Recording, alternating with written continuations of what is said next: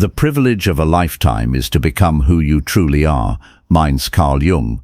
Have you ever stood in front of a mirror and felt like you were looking at a stranger? Not the physical reflection, but something deeper. Something that whispers you're living a life that doesn't quite fit, wearing a mask that feels heavier each day. You wake up, you go through the motions, you check all the boxes society tells you matter. Yet there's this gnawing feeling that you're missing something fundamental about yourself, something crucial. What if I told you that this discomfort isn't your enemy? What if this restlessness is actually your psyche trying to wake you up? Carl Jung, one of the greatest scholars of the human mind, believed that our deepest suffering often signals our greatest opportunity for growth. He called it individuation, the process of becoming who you were always meant to be. But before you can step into that authentic self, you must first recognize the signs that you're ready to begin. The first sign hits you in your relationships. You notice patterns repeating themselves like a broken record you can't turn off. You attract the same type of person over and over again. The details change, but the core dynamics remain identical. Maybe it's the partner who never quite commits, the friend who takes more than they give, the colleague who undermines your confidence just when you're starting to believe in yourself. You tell yourself it's bad luck, coincidence, but Jung knew better. He understood that we don't just randomly encounter people, we magnetize them. We draw into our lives exactly the experiences our unconscious mind needs to work through. The people who trigger you most intensely, they're showing you something about yourself that you haven't been willing to see. This is your shadow at work. Jung described the shadow as everything you've rejected about yourself, the traits, impulses, and aspects of your personality that you've pushed into the darkness because they didn't fit your image of who you should be. But here's what most people don't understand. Your shadow doesn't disappear when you ignore it. It gets projected onto others. That person who annoys you with their neediness, look closer. Where in your life do you suppress your own need for connection? The colleague whose arrogance makes your skin crawl? Ask yourself where you've hidden your own desire to be seen and recognized. The moment you realize you're not randomly encountering difficult people, but unconsciously selecting them, everything changes. You stop being a victim of circumstance and start seeing yourself as the common denominator in your own story. But recognizing the pattern is just the beginning. The second sign appears as a mysterious resistance to opportunities that should excite you. You know what I'm talking about. That promotion you've worked toward for years suddenly feels overwhelming when it's offered. The relationship that checks all your boxes somehow fills you with anxiety instead of joy. The creative project you've dreamed about becomes paralyzing when the chance to pursue it arrives. Your rational mind can't make sense of it. You want these things. You've planned for them. You've told everyone they're your goals. So why does your body contract when they become available? Why does your energy drain instead of surge? Jung would say your unconscious is protecting you from something you're not ready to face, but not in the way you might think. Most people assume this resistance means they don't really want what they think they want. They back away, telling themselves they weren't ready, that timing wasn't right. But that's not the deeper truth. The truth is that getting what you consciously desire would force you to become someone new. And becoming someone new means letting go of who you've been. Even if who you've been has been limiting you, familiar limitations feel safer than unknown possibilities. Your unconscious mind knows that stepping into that promotion means you can no longer hide behind the story that you're not capable of leadership.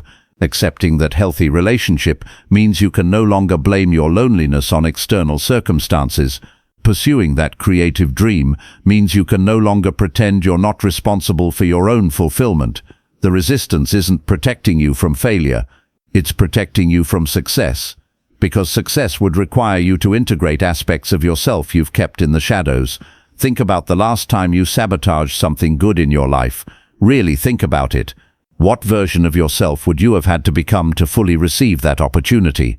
What story about your limitations would you have had to release? This self-sabotage isn't character weakness. It's your psyche's way of maintaining psychological equilibrium. Jung called this the principle of compensation. When your conscious mind moves too far in one direction, your unconscious pulls back to maintain balance. But here's what changes everything: awareness. The moment you recognize this pattern, you reclaim your power. Instead of being controlled by unconscious forces, you can begin to work with them. You can ask yourself, what am I not ready to integrate about myself? What aspect of my identity am I afraid to expand? The third sign manifests in emotional reactions that surprise even you. You find yourself responding to situations with intensity that doesn't match the circumstances. A casual comment from a friend sends you into a spiral of anger. A minor setback at work triggers deep shame. A stranger's success fills you with unexpected resentment. Your rational mind scrambles to justify these reactions. You create elaborate explanations for why your response was appropriate, why the other person was wrong, why the situation was worse than it appeared. But underneath, you know something doesn't add up. Jung understood that these disproportionate emotional reactions are doorways into your unconscious. They're pointing you toward unprocessed parts of yourself that are demanding attention. When someone's casual comment about your appearance triggers hours of self-criticism, it's not really about their words. It's about the part of you that has never felt truly acceptable, the part that scrutinizes every flaw and finds yourself lacking. When a friend's success fills you with resentment instead of joy, it's not about their achievement. It's about your own unexpressed creative potential, your own dreams that you've abandoned or deferred. These emotional charges are like psychological breadcrumbs leading you back to yourself. They show you exactly where your shadow material lives, where your disowned aspects are hiding. But most people do everything they can to avoid following these breadcrumbs. They medicate the feelings away with distractions, substances, or compulsive behaviors. They project the emotions onto others, making it about external circumstances rather than internal patterns. They judge themselves for having these reactions, adding shame on top of the original emotion. Jung knew that this avoidance keeps you trapped in unconscious patterns. The emotions you don't acknowledge don't disappear. They accumulate power in the darkness, influencing your behavior in ways you don't recognize. The person who triggers your deepest anger is often showing you a quality you possess but have rejected in yourself. The success that fills you with envy is pointing toward your own unlived potential. The criticism that devastates you is echoing the voice of your inner judge, the part of you that has never learned to offer yourself compassion. What if instead of running from these intense emotions, you turned toward them with curiosity? What if you asked, what is this feeling trying to show me about myself? What disowned part of my psyche is demanding recognition? This is shadow work, the courageous act of befriending the parts of yourself you've been taught to reject. It's not about indulging every impulse or emotion, but about acknowledging their existence and understanding their message. When you stop projecting your shadow onto others, something remarkable happens. The people in your life begin to change, not because they're different, but because you're seeing them differently.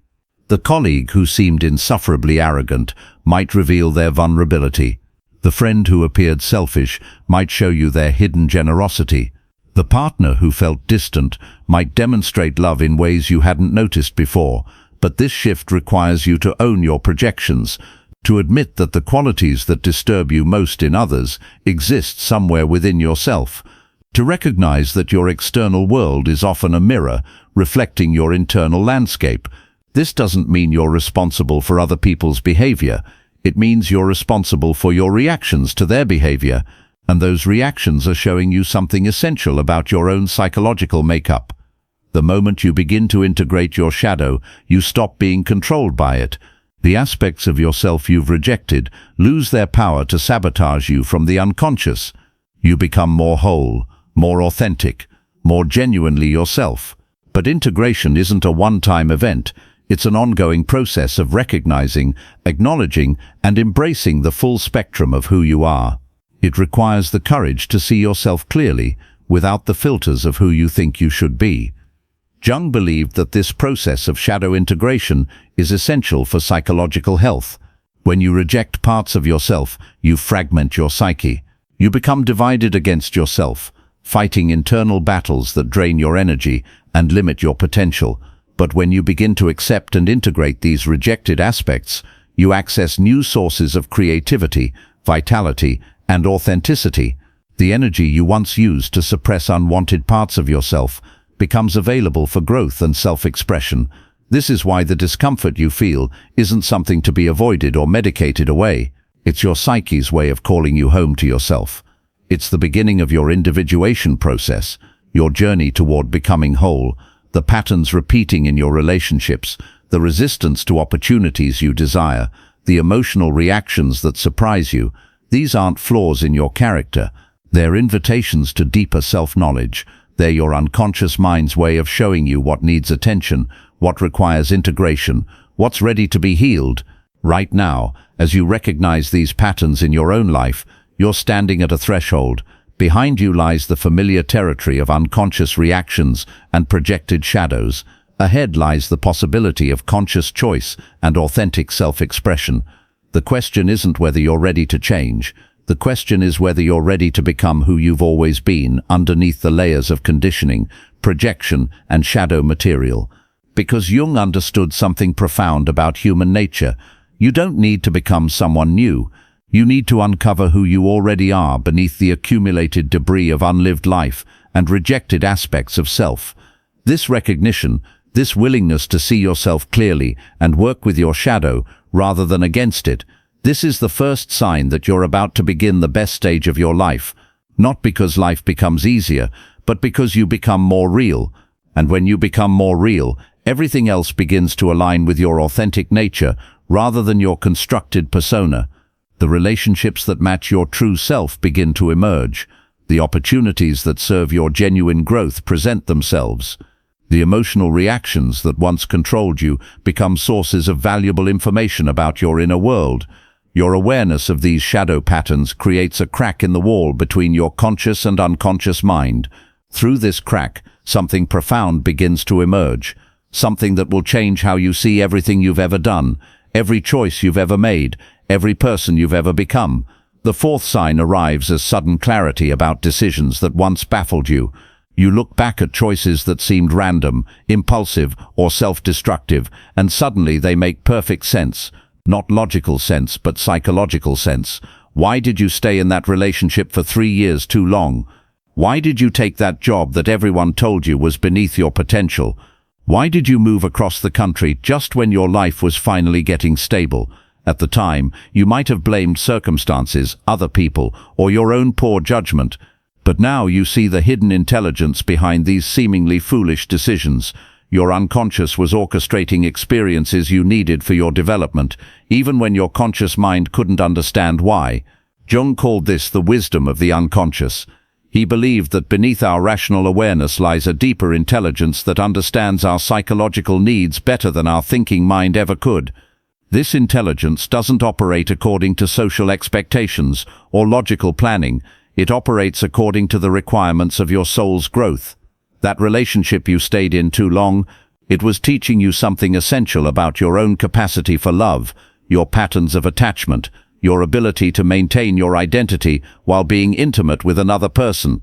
The job that seemed beneath you, it was preparing you for challenges you didn't even know were coming, teaching you skills you couldn't have learned any other way. The move that disrupted your comfortable life, it was answering a call from your authentic self, pulling you away from a situation that was slowly suffocating your true nature. When you begin to see your past through this lens, everything shifts. You stop judging yourself for decisions that didn't make rational sense. You start recognizing the profound intelligence that has been guiding your life, even in moments when you felt completely lost. But this recognition brings both relief and responsibility. Relief because you realize you haven't been making random mistakes. Responsibility because you understand that your unconscious has been trying to communicate with you all along, and you've been ignoring the messages. Think about the last major decision you made that surprised everyone, including yourself. What was your deeper self trying to tell you? What aspect of your growth was it serving? What would have happened if you had ignored that inner pull and made the sensible choice instead? This is individuation in action. Jung described individuation as the process by which you become who you truly are, distinct from who your family, society, or even your own ego thinks you should be. It's not a comfortable process. It often requires you to disappoint people, to choose authenticity over approval, to trust your inner guidance even when it leads you away from conventional paths. Your unconscious has been pushing you toward individuation your entire life. Every restless feeling, every inexplicable dissatisfaction with success that should have fulfilled you, every moment when you felt like you were living someone else's life, these were all calls to become more authentically yourself. The fifth sign manifests as an unexpected attraction to what once repelled you. The qualities you used to judge harshly in others suddenly seem less problematic. The lifestyle choices you once dismissed as irresponsible start to look like expressions of freedom. The personality traits you thought were weaknesses begin to reveal their hidden strengths. This isn't about lowering your standards or abandoning your values. It's about recognizing that your previous judgments were often projections of your own disowned potential. Maybe you used to judge people who changed careers frequently as unstable or uncommitted. Now you see their courage to follow their authentic interests, rather than staying trapped in situations that don't serve their growth. Perhaps you criticized those who chose creativity over financial security as impractical dreamers. Now you recognize their commitment to honoring their true nature rather than conforming to external expectations. What you once saw as character flaws, you now understand as different approaches to living authentically. What you interpreted as weakness, you recognize as sensitivity. What you labeled as selfishness, you see as healthy boundaries. This shift happens because you're integrating previously rejected aspects of yourself. The qualities you judged in others were qualities you weren't allowing yourself to express. As you become more accepting of your own complexity, you naturally become more accepting of complexity in others. But there's something even more significant happening here. You're beginning to recognize archetypal patterns that Jung believed are universal to human experience. The rebel you once criticized embodies the archetype of the revolutionary, the part of the psyche that breaks down outdated structures to make room for new growth. The dreamer you dismissed carries the archetype of the visionary, the aspect of consciousness that imagines possibilities beyond current limitations. These archetypes exist within every human psyche. When you judge them in others, you're really rejecting them in yourself. When you begin to appreciate them in others, you're opening to their expression in your own life. This is why people often say you become more tolerant as you get older. It's not just accumulated wisdom, it's psychological integration. As you accept more aspects of yourself, you naturally become more accepting of the full spectrum of human experience. Ask yourself, what quality did you used to judge harshly that you now find yourself understanding or even admiring? What does this shift tell you about aspects of yourself that you're ready to integrate? The sixth sign appears as a growing sense that you're outgrowing your current identity. The roles you've played, the image you've maintained, the version of yourself that others know and expect, it all starts to feel too small, too limiting, too removed from who you're becoming. This is one of the most uncomfortable aspects of psychological growth. Your old self served important functions. It helped you navigate social situations, meet external expectations, and maintain relationships. But now it feels like a costume that no longer fits. Jung understood that psychological development often requires the death of old identities to make room for new ones. He called this process psychological death and rebirth. It's not dramatic or sudden. It's a gradual recognition that who you've been isn't who you're meant to become. The career identity that once defined you starts to feel restrictive. The social role you've always played begins to chafe. The personality traits that made you likable or successful seem inauthentic or forced. This isn't a midlife crisis, though it's often misunderstood as one. It's not about rejecting responsibility or chasing youth. It's about aligning your external life with your internal truth. The woman who's always been the reliable caretaker begins to recognize her own need for care.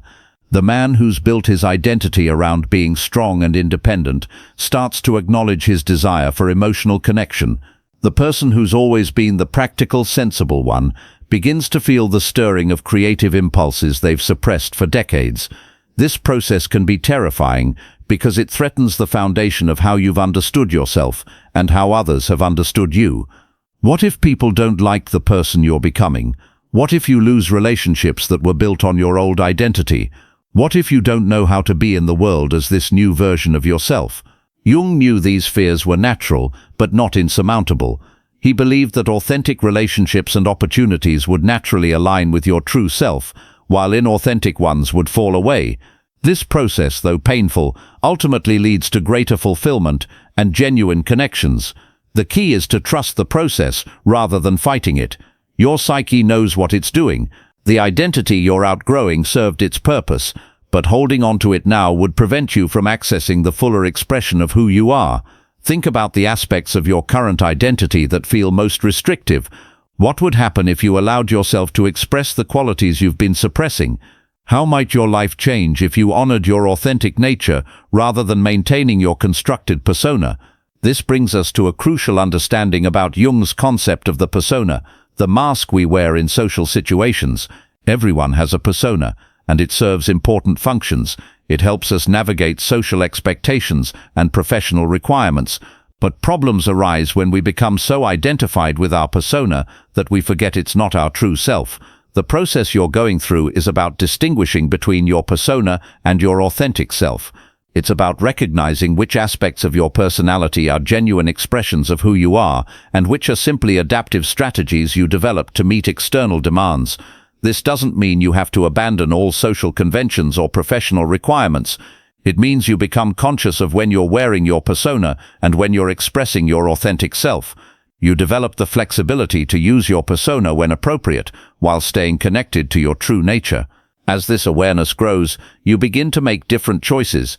You start saying no to opportunities that require you to betray your authentic self, even if they seem advantageous from an external perspective. You begin saying yes to experiences that align with your true nature, even if they seem risky or unconventional. This is where Jung's process of individuation becomes practical. It's not just psychological theory. It's about making real-world choices that honor your authentic self rather than your constructed identity. The seventh sign emerges as an increasing ability to hold paradoxes without needing to resolve them. You become comfortable with contradictions within yourself and others. You stop needing everything to make logical sense and start trusting the deeper coherence of psychological truth. Maybe you recognize that you can be both independent and interdependent, both strong and vulnerable, both rational and intuitive. These aren't contradictions to be resolved, but complementary aspects of a complete human being. Jung called this the transcendent function, the ability to hold opposing forces in creative tension rather than choosing one side over the other. This capacity is essential for psychological maturity because life itself is full of paradoxes that can't be resolved through logical thinking alone. You begin to understand that most either-or choices are false dilemmas. Instead of asking whether you should be practical or creative, you ask how you can integrate both practicality and creativity into your life. Instead of choosing between security and adventure, you find ways to create adventure within security or security within adventure. This shift changes how you approach problems and relationships. Instead of trying to fix contradictions, you learn to work with them. Instead of demanding that others be consistent, you appreciate their complexity. Instead of judging yourself for having conflicting desires, you honor the different aspects of your nature that are seeking expression. The person who's learning to hold paradoxes might say, "I love my family deeply, and I also need significant time alone." Both of these truths can coexist. Or, "I want financial security, and I also want creative freedom." There must be a way to honor both values. This is psychological integration in action. Rather than fragmenting yourself by choosing one aspect over another, you're learning to include more of who you are in your conscious awareness and life choices. But this process reveals something even more profound. As you become more integrated internally, you begin to see integration possibilities everywhere. You start recognizing solutions that weren't visible when you were thinking in either-or terms. You find third options, creative alternatives, ways of being that honor multiple aspects of complex situations. This is why Jung believed that individuation isn't just personal development, it's a contribution to collective consciousness. As you become more whole, you become better able to help others recognize their own wholeness. As you learn to hold paradoxes, you become a bridge that helps others move beyond either-or thinking. The psychological awakening you're experiencing isn't just about you. It's about your capacity to show up more fully in relationships, to contribute more authentically to your work, to participate more consciously in the world around you. Think about a recent conflict or dilemma in your life. How might it look different if you approached it from this integrated perspective?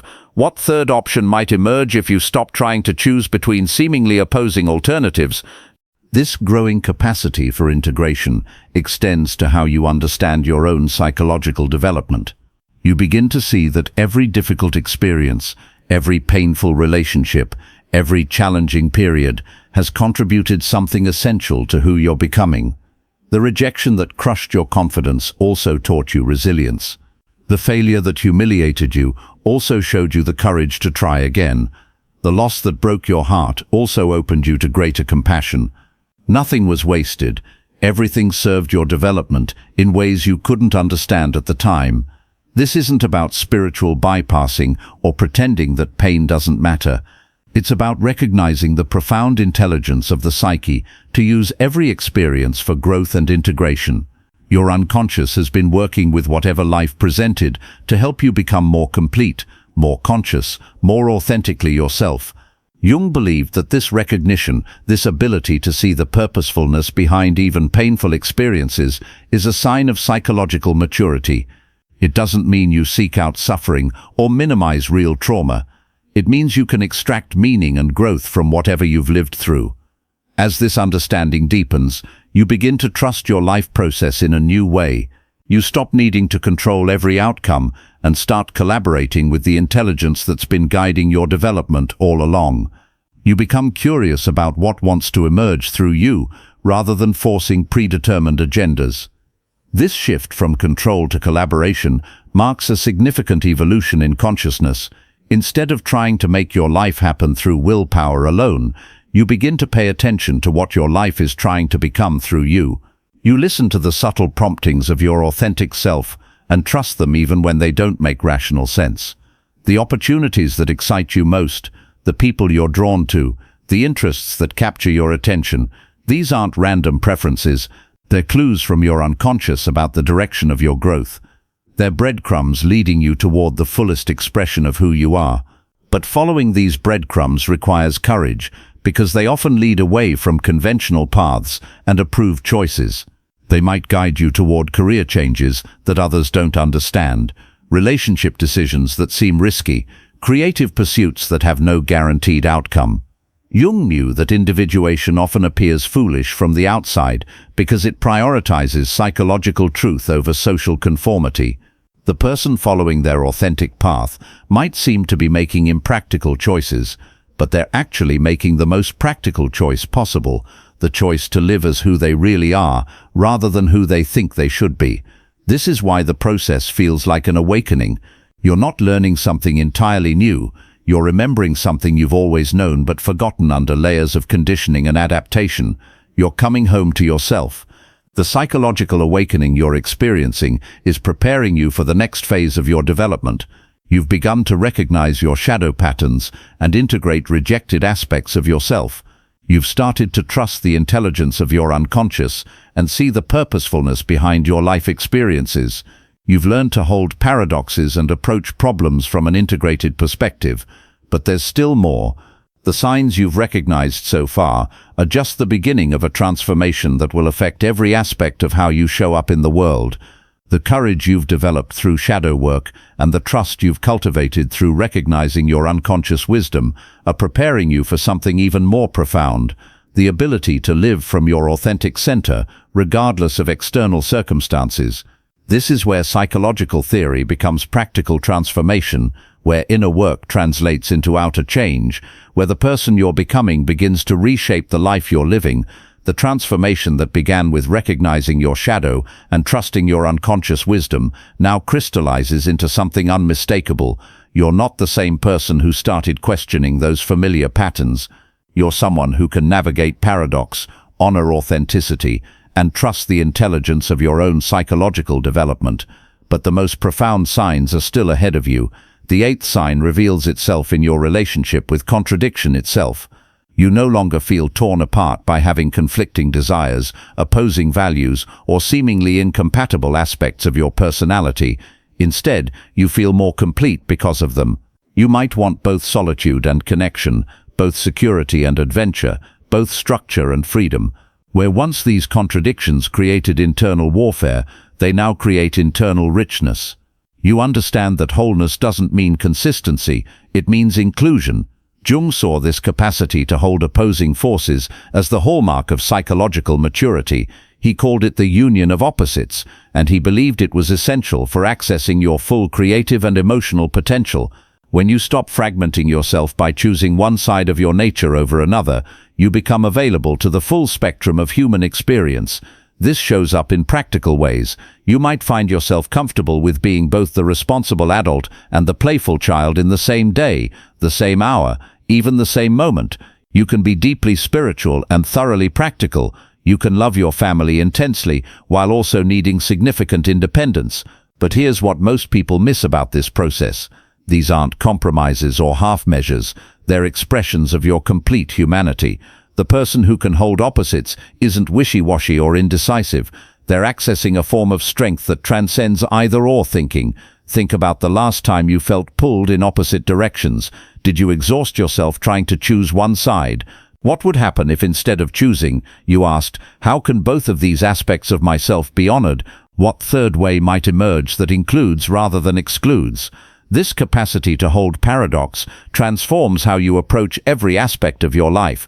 In relationships, you stop demanding that people be consistent and start appreciating their complexity. In work, you find ways to integrate seemingly conflicting priorities rather than sacrificing one for another. In personal growth, you embrace all aspects of your personality rather than trying to eliminate the ones that seem problematic. The ninth sign emerges as effortless boundaries that arise from self-knowledge rather than self-protection. You no longer need to construct elaborate defenses against people and situations that drain your energy. Instead, you naturally gravitate toward what nourishes you and naturally move away from what depletes you. This isn't about becoming selfish or uncaring. It's about becoming so clear about your authentic nature that honoring it becomes automatic. You don't have to fight for your boundaries because they emerge organically from your integrated sense of self. The person experiencing this transformation might notice they no longer feel guilty about saying no to requests that don't align with their values or energy. They don't have to justify their choices or convince others of their validity. They simply make decisions from their center and trust that the right people will understand while the wrong people will reveal themselves through their reaction. But these boundaries aren't walls, they're membranes. They're permeable to love, connection, and authentic exchange, while being impermeable to manipulation, exploitation, and energy drain. You become selectively available rather than universally accessible. Jung understood that healthy boundaries are actually a form of love, both self-love and love for others. When you're clear about your limits, you can be fully present within them. When you honor your authentic capacity, you can give from overflow rather than depletion. This shift often surprises people around you. The family member who's used to your endless availability might initially resist your new clarity. The colleague who's relied on your inability to say no might feel confused by your sudden selectivity. But those who truly care about your well-being will adjust and ultimately appreciate your authenticity. Ask yourself, where in your life have you been saying yes when you meant no? What would change if you trusted your authentic responses rather than your conditioned ones? The transformation you're experiencing creates space for the 10th sign, a growing sense of peace with the unknown. You stop needing to control outcomes and start trusting your ability to respond to whatever emerges. This isn't passive resignation, it's active faith in your own resilience and adaptability. Jung called this attitude amor fati, love of fate. Not because everything that happens is good, but because everything that happens is workable material for your continued growth and development. You begin to see uncertainty, not as a threat to be avoided, but as the natural condition within which creativity and growth occur. This shift changes everything about how you move through the world. Instead of trying to predict and control future events, you focus on developing your capacity to meet whatever comes with presence and wisdom. Instead of avoiding risk, you become skilled at discerning which risks serve your authentic development and which ones are merely escapism or self-sabotage.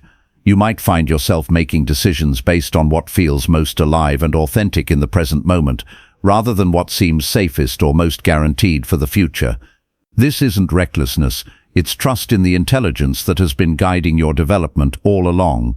The career change that doesn't make financial sense but aligns with your authentic interests. The relationship that doesn't fit your previous criteria but feels deeply right. The creative project that has no guaranteed audience but demands expression through you. These choices stop feeling risky and start feeling necessary. Not because outcomes don't matter, but because integrity matters more than security, authenticity matters more than approval, and growth matters more than comfort. But this comfort with uncertainty extends beyond major life decisions. It shows up in your daily experience as a fundamental relaxation. You stop bracing against life and start dancing with it. You stop demanding that reality conform to your preferences and start finding your preferences within whatever reality presents. This is psychological freedom, not the freedom to have everything you want, but the freedom to find yourself fully present and creative within whatever circumstances arise. It's the freedom that comes from knowing that no external situation can ultimately disconnect you from your authentic self. The 11th and final sign synthesizes all the others into a single recognition. You realize you've been enough all along, not in a self-help affirmation way, but in a bone-deep knowing that emerges from integrating all aspects of yourself. The qualities you thought were flaws reveal their hidden gifts. The experiences you regretted become sources of wisdom and compassion. The aspects of yourself you tried to change or hide become expressions of your unique contribution to the world. This isn't about thinking you're perfect or having no room for growth. It's about recognizing that growth happens through inclusion and integration rather than through rejection and improvement. You don't become worthy by fixing yourself. You become whole by accepting yourself.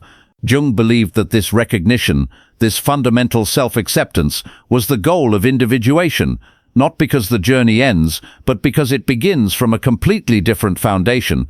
Instead of growing from a sense of inadequacy, you grow from a sense of curiosity about what wants to emerge through your unique configuration of gifts, challenges, and experiences. When you know you're enough, you stop trying to prove your worth and start expressing your nature. You stop competing for limited resources and start contributing from your authentic abundance. You stop defending your right to exist and start celebrating your opportunity to participate in the ongoing creation of reality. This shift affects everyone around you. When you're no longer seeking validation or approval, people can relax in your presence. When you're no longer trying to fix or change others, they feel accepted for who they are.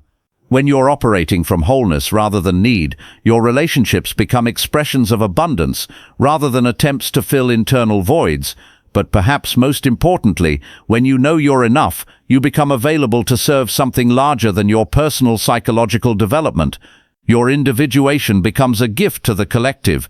Your wholeness becomes a healing presence in a world full of fragmented, seeking people. This is why Jung saw individuation not as selfish self-absorption, but as a contribution to human consciousness. Every person who becomes whole makes it easier for others to recognize their own wholeness. Every person who integrates their shadow makes the collective shadow less dangerous. Every person who learns to hold paradox contributes to humanity's capacity to navigate complexity without resorting to either-or thinking. The transformation you've undergone isn't just about your personal happiness or fulfillment. It's about your capacity to show up as a fully realized human being in a world that desperately needs examples of what psychological integration looks like in practice. Think about the people in your life who embody this kind of integrated presence. How do they affect you? What do you feel in their company? What becomes possible when you're around someone who's comfortable with themselves and accepting of others? Now recognize that you're becoming that person for others.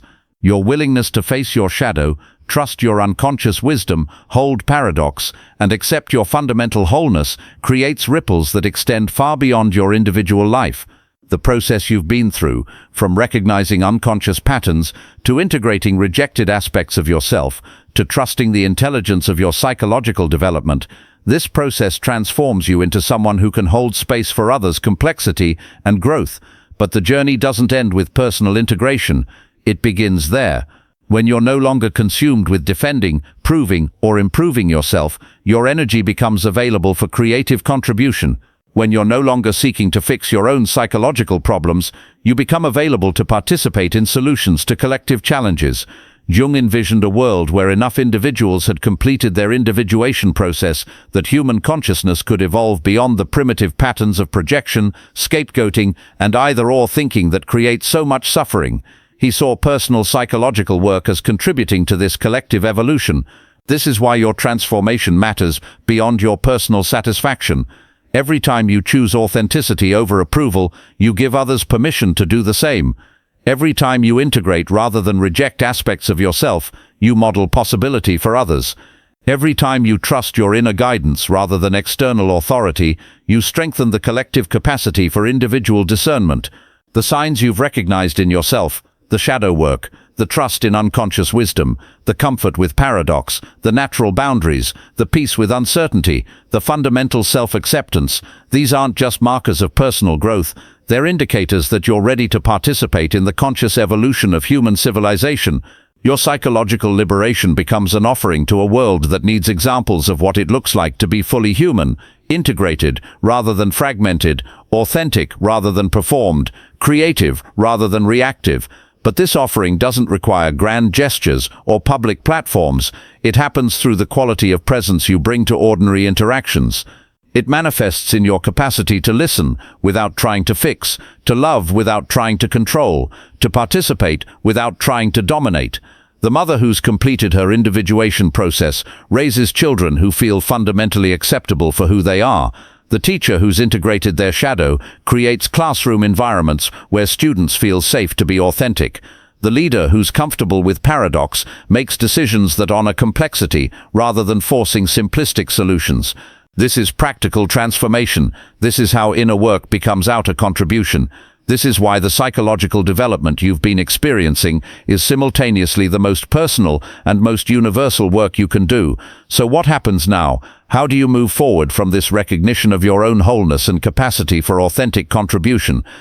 The answer isn't to create a new program or project for yourself. The answer is to trust what wants to emerge through your integrated consciousness. To pay attention to what captures your curiosity, what stirs your passion, what seems to want expression through your unique combination of gifts and experiences. The person who's completed their individuation process doesn't need to seek their purpose. They become available to be used by it. They don't need to create meaning. They recognize the meaning that's been present all along. Your next steps will reveal themselves as you continue to choose authenticity over conformity, integration over fragmentation, trust over control. The path forward emerges as you walk it, guided by the same intelligence that brought you to this point of recognition. But know this, you're not walking alone. Everyone who chooses consciousness over unconsciousness, integration over fragmentation, authenticity over performance, is participating in the same process of individual and collective transformation. The 7 signs you've recognized in yourself are becoming visible in others around you. The psychological awakening you've experienced is part of a larger awakening that's happening across human consciousness. Your individuation is contributing to a collective individuation that has implications far beyond what any single person can comprehend.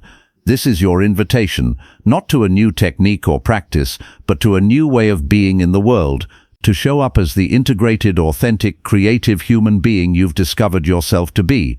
To trust the process that brought you here to continue guiding you forward, to participate consciously in your own continued becoming and in the ongoing evolution of human consciousness itself.